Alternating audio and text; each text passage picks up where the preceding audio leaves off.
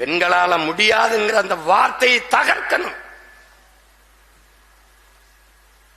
117 பெண் இது சும்மா உப்புக்கு நிறுத்திருக்கான் சீமான் நினைக்கூடாதுல்ல.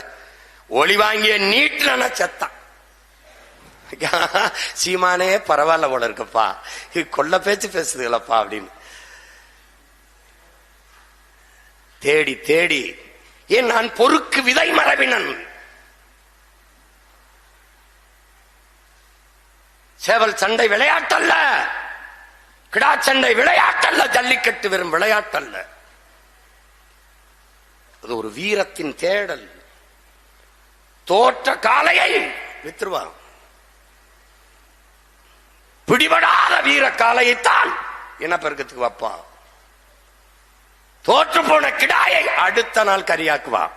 வெண்ண கிடாய் இருக்கும் இனப்பெருக்கத்திற்கு என வீரம். தோற்ற சேவல் குழம்புல கொதிக்கும், வென்ற சேவல் இருக்கும் இனப்பெருக்கத்திற்கு. அப்ப ஆட்டிலையும் மாட்டிலையும் கோழிலையும் வீரத்தை கடத்திய பரம்பரையில் வந்தவர்கள் நாம். தோட்டம் முழுவதும் கத்தரிக்காய், தோட்டம் முழுவதும் தக்காளி, தோட்டம் முழுவதும் முருங்கை காய்த்து தொங்கும். எல்லா காயும் விதைக்கு விடுவதில்லை. புடலங்காய் பந்தலிலே தொங்கும், எல்லா புடலங்காயும் விதைக்கு விடுவதில்லை. எது பெரிதாக வீரியமாக விளைந்திருக்கோ அதான். எந்த முருங்கையோ அதோ, எந்த கத்தரியோ அதான், எந்த தக்காளியோ அதான். அப்ப விதை இதுதான் விதைக்கு சரியாக இருக்கும் என்று பார்த்து பார்த்து பொறுக்கி எடுக்கிற பொறுக்கு விதை மரபினன் நாம். அதனால என்ன, இப்படி இவனை நிறுத்தினா சரியா இருக்கும். 25 வயதுல இருந்து 35 வயதுக்குள்ள இருக்கிற மட்டுமே 134 பேர் போட்டியிடுகிறார்கள், வெறும் இளைஞர்கள். இதனால இது அடிமை தமிழ் தேசியத்தின் விடுதலைக்கான அரசியல் புரட்சி படை, மக்கள் ராணுவம். சீருட அணியல, கருவி ஏந்தல, ஆயுதம் ஏந்தல, அவ்வளவுதான். அதற்கு மாறாக அதையும் விட வலிமையான அறிவாயுதம் ஏந்தி ஒரு புரட்சிகர அரசியல் போர்க்களம் இது. அப்ப என்ன பண்ணும், ராணுவத்திற்கு காவல்துறைக்கு காவல் படைக்கு ஆள் எடுக்கும் போது எப்படி எடுக்கிறான், இளைஞர்களை. அது மாதிரிதான் இந்த அரசியல் படைக்கு இளம் பிள்ளைகளை நிறுத்துறோம். பார்க்க தானே போறீங்க. திருச்சியில பிப்ரவரி 21 26 திருச்சியில் நடக்கிற மாநாட்டில் 234 பேரையும் அந்த மாநாட்டில் அமர வச்சு அறிவிக்கும் போது பாப்பான் பாருங்க, என்னடா எல்லாம் பள்ளிக்கூடத்துல இருந்து நேரம் கூட்டி வந்துட்டான் போல இருக்கு. புயலாம் எங்கடா பிடிச்சான் அப்படின்னு. சின்ன சின்ன பசங்களா இருக்கும். இவனா என்ன அரசியல் தெரிய போகுது அப்படின்னு கேட்டாயின்னு வச்சுக்க, கொன்னுருவான். சொல்றாங்களே, எங்க அம்மா சொல்றாங்களே, இந்தண்டி பிள்ளைகள் எல்லாம் நிறைய பேர் இப்ப பரீட்சைனால வெளியில அங்க திட்டுறான். எங்க இருந்து எந்த தோட்டா பாயும் தெரியாது வருவான்.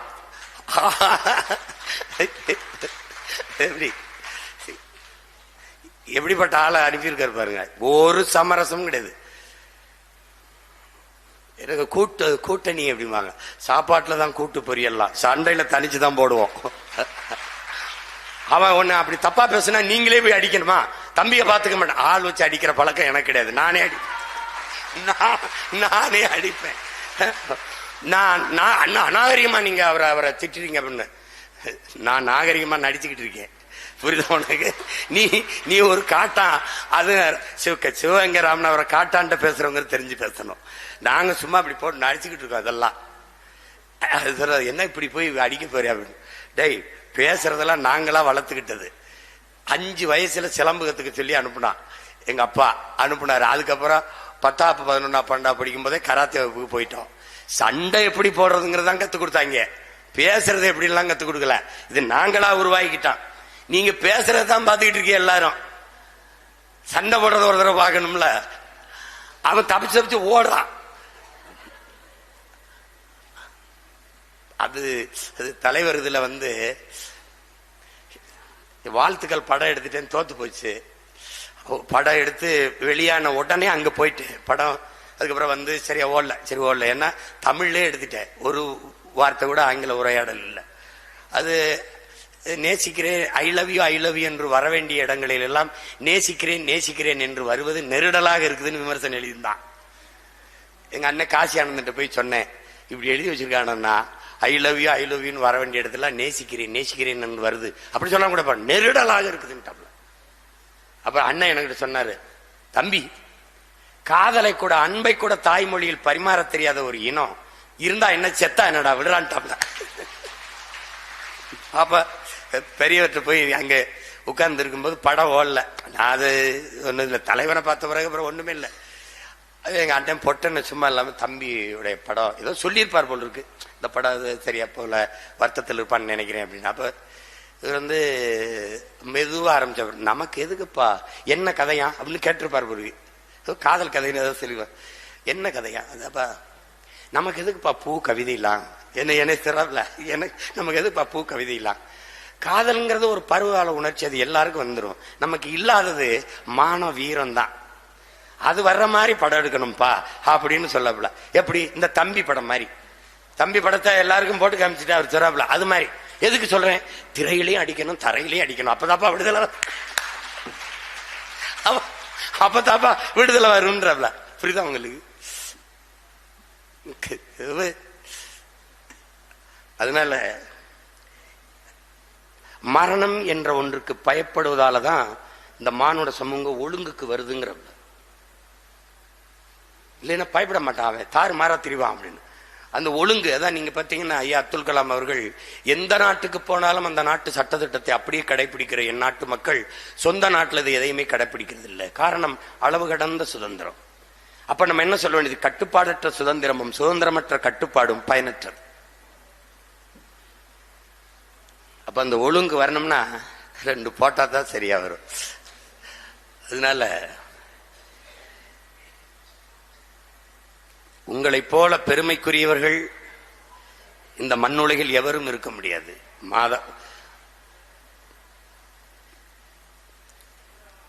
நம்முடைய மங்கையராய் பிறப்பதற்கு மாதவம் செய்திருக்க வேண்டும். நம்முடைய தாத்தா நாமக்கல் கவிஞர் பாடுறாருன்னா, நீங்க நாம் தமிழர் கட்சி எந்த பாசறை படையாக இருந்தாலும் மகளிர் பாசறையை போற்றும், மதிக்கும், அதுக்கு உயிர் துணையாக எப்பவும் நிற்கும். நீங்க தைரியமா களத்துல நிற்கணும். நீங்க செய்ய வேண்டியது உங்களை உயர்த்தி காட்டுங்கள், மற்றவர்களும் அந்த இடத்துக்கு வர வேண்டும் என்பதை உணர்த்தி காட்டுங்கள். அப்ப நீங்க ஒரு பெருந்தியாக பற்றி பரவுங்க. உங்களை போல இருக்கிற சக பெண்களை பேசி இருக்கிற ஒரே ஒரு பாதுகாப்பு, அதிகார பாதுகாப்பு, அதை அடைவதற்கு இருக்கிற ஒரே ஒரு வழி அரசியல் தான். அப்ப நமக்கான அரசியலை நாம் செய்யணும்.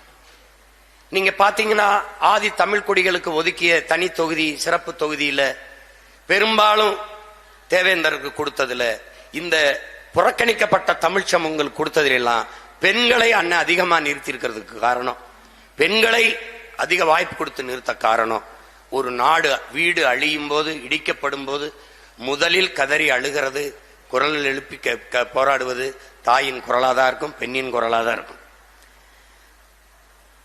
அப்ப அடிமைப்பட்ட ஒரு தேசிய இனத்தின் உரிமைக்காக எழுகிற குரல் பெண்ணின் குரலாக இருக்க வேண்டும் என்பதற்காகத்தான் தேடி தேடி பெண்களாக நிறுத்துவதற்கான தான். நீங்க பார்த்திருப்பீங்க, நியூசிலாந்துல அந்த பாராளுமன்றத்தில் ஒரு பழங்குடி மக்கள், அரசியலால் புறக்கணிக்கப்பட்ட ஒரு இனத்தில் இருந்து வந்த ஒரு பிள்ளை, ஒரு பெண்மகள், அவ தாய்மொழியில எப்படி பேசினான், அந்த பெண்ணின் குரல்.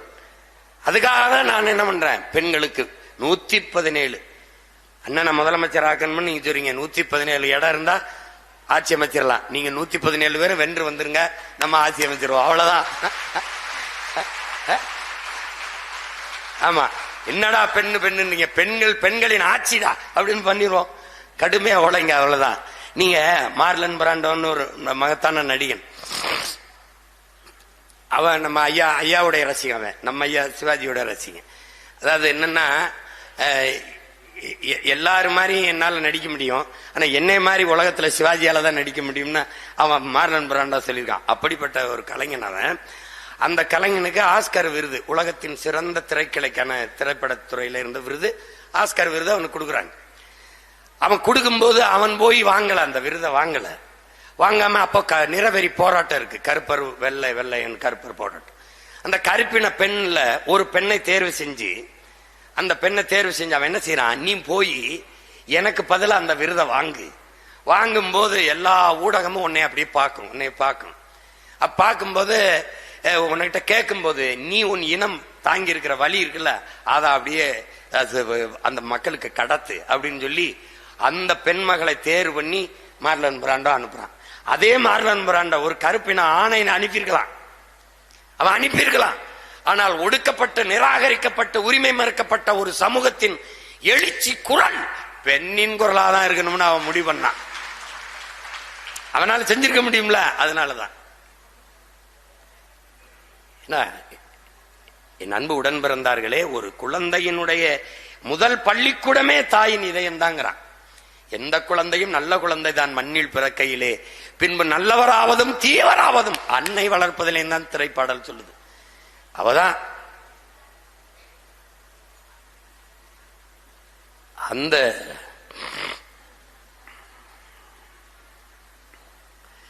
ஈன்ற பொழுதின் பெரிதுவுக்கும் தாய் தன் மகனை சான்றோன்னு கேட்ட தாய்ங்கிற மாதிரி நம்மை பெற்றவர்களை நீங்கள் பெருமைப்படுத்துங்கள். நம் பிள்ளைகளுக்கும் பெருமையை தேடி வையுங்கள். உங்களினுடைய பாதுகாப்பு தான் இந்த மண்ணின் பாதுகாப்பு. உங்களுடைய உயர்வு தான் மண்ணின் உயர்வு, நாட்டின் உயர்வு. நான் பெண்கள் நாட்டின் கண்கள்னு ஒருத்தர் எழுதுனதுக்கு அதனாலதான் அடிக்கடி அழுக விடுறாங்கடா அப்படின்னு. பெண்கள் நாட்டின் கண்கள்னு சொன்னதுக்கு பெண்கள் நாட்டின் கண்கள்னு நான் சொல்ல மாட்டேன். நாடே நீங்க தான். அதை கவனத்தில் வச்சு வேலை செய்யுங்க. ஏன் என்ன சொல்றேன்னா, பெண்கள் பங்கேற்காத எந்த விடுதலை போராட்டமும் வெற்றி அடைந்ததில்லை. எந்த போராட்டமும் வெற்றி அடைஞ்சதில்லை. உங்களுக்கு ஹோசிமின் நாடு விடுதலை அடைஞ்சிருது. வியட்நாம் விடுதலை அடைஞ்சோன்ன ஒரு பெரிய கூட்டம், பாராட்டு கூட்டம், 1000 பெண்களுக்கு மேல ஏத்தி அவங்களுக்கு வீர மாதாக்கள், தேசத்தின் வீர மாதாக்கள் விருதை கொடுக்குறாரு. இது என்னடா இந்த பெண்களுக்கு நாட்டின் விடுதலைக்கு என்னடா சம்பந்தம்னு அவன் நினைக்கிறான். அப்ப என்ன அவர் சொல்றாரு, கடைசியா கால் வணங்குறாரு இந்த பெண்களை எல்லாம். இளம் பெண்கள் என்ன பண்றாங்கன்னா, இவங்க ஊடறுத்து போய் அமெரிக்க ராணுவ வீரர்களோட பழகி அந்த ராணுவத்தின் தகவல்கள், அந்த நுட்பங்களை தகவல் எடுத்து இந்த நாட்டு ராணுவத்துக்கு அனுப்புனதுனால போர் வீரத்தை மாத்தி அவனால அடிச்சு வீழ்த்திட முடிஞ்சிருச்சு. அப்ப பெண்ணில் இந்த 6 பெண்கள் போய் அந்த நாட்டு ராணுவ வீரனோட பழகி அவனுடைய ஒற்றை ரகசியத்தை எடுத்து தன்னாட்டு ராணுவத்துக்கு கடத்தி, இவன் நினைச்சுக்கிட்டா நாம போட்ட சண்டையில் என்ன, டேய் வெற்றிக்கு பாடுபட்ட வீர மாதாக்கள்ரா. எங்க சொல்றாரு, விடுதலை அடைஞ்சு வெற்றி விழாவில 1000 மாதாக்களை கும்பிட்டு பரிசு கொடுத்து பாராட்டி பேசுறாப்புல ஹோசிமின். அதனால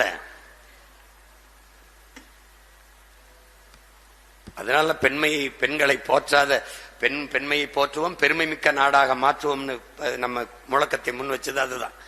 சும்மா ஒப்புக்கு இந்த வார்த்தையை போடல. பெண்ணெனும் பேராற்றல் அதுவே உலகின் உயிராற்றல்னு போடல. பெண் இல்லாத ஒண்ணும் இல்லை, ஒரு மண்ணும் இல்லை. அதனால நமக்கு ஐயா ராமசாமி உரிமை பெற்று தந்தார், அது பெற்று தந்தார்லாம். அங்கிட்டு போய் அந்த ஊரு அந்த பக்கமா வீப்பான் நம்ம போக வேண்டியதான். 100க்கும் மேற்பட்ட பெண்பார் புலவர்கள் இருக்கிறாங்க எங்கல்ல. எங்க அறிவு மூதாட்டி அவ்வைக்கு இவன் தமிழ் சொல்லி கொடுத்தான். யார் வள்ளி சொல்லி கொடுத்தா? அவ்வைக்கு நம்ம ஐயா ஈவேரா வச்ச பேர் என்ன தெரியுமில்ல, அழுக்கு முட்டை. ஒரு அறிவு மூதாட்டிய நான் சொன்னது அழுக்கு முட்டையோட பைத்தியம், அது அறிவு மூட்டை. உனக்கு அதுக்கும் சம்பந்தம் இல்லை. அதனால அது ஒரு அதுக்கு இந்த இடம் சரியில்லை. அது நேத்து கொஞ்சம் போட்டிருக்கு, அப்புறம் ஜனவரி 3ஆம் தேதி கொஞ்சம் போட்டு துவச்சி விடுறதுக்கு இருக்கேன் நான். இப்ப சண்டை சரியா தான் போய்கிட்டு இருக்கு. அதனால நான் பேரன்பு கொண்டு நேசித்து பெரும் நம்பிக்கை கொண்டு உங்களை களத்திலே நிறுத்துகிறேன். தளராமல் நில்லுங்கள்.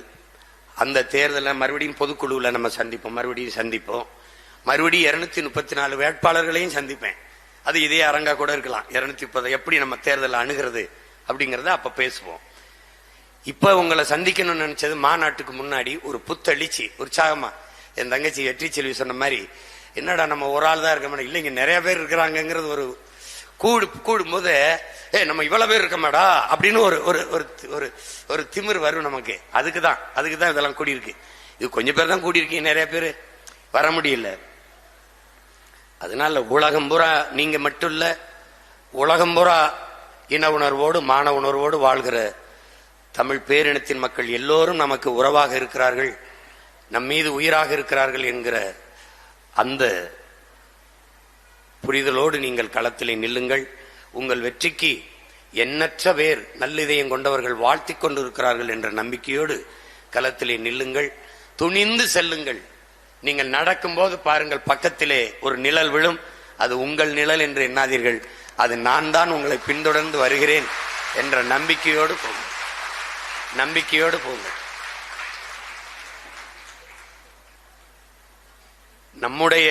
நம்முடைய தாத்தா தெய்வ திருமகன் திருவருள் பெற்ற ஒரு மகன் வருவான்.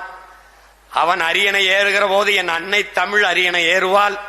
அன்னைக்கு இந்தியாவையே என் தமிழ் ஆளும், ஏன் உலகத்தையே என் தமிழ் ஆளும். அதற்கு உலகம்மை என் தாய் மீனாட்சி அவனுக்கு அருள் புரிவாள். எப்படி சொல்றாரு பாருங்க, திருஞான குழந்தை முருகப்பெருமான் அகத்தியருக்கு போதித்த அந்த தமிழ் அவனுக்கு துணை நிற்கும்னு நான் அதையே அவன் பேரை உங்களுக்கு சொல்றேன். அந்த தமிழ் உங்களுக்கு துணை நிற்கும். தைரியமா துணிந்து களத்திலே நில்லுங்கள், வெல்லுங்கள். உங்கள் உடன் பிறந்தவன் உங்களுக்கு அருகிலேயே நிற்கிறேன் என்ற திமிரோடு களத்திலே நில்லுங்கள். புரட்சி எப்போதும் வெல்லும். உங்கள் வெற்றி அதை உலகத்திற்கு சொல்லும். நம் இலக்கு ஒன்றுதான், இனத்தின் விடுதலை. இனம் ஒன்றாவோம், இலக்கை வென்றாவோம். தமிழ்தாய் வாழ்க, தலைவர் பிரபாகரன் வாழ்க. நாம் தமிழர்.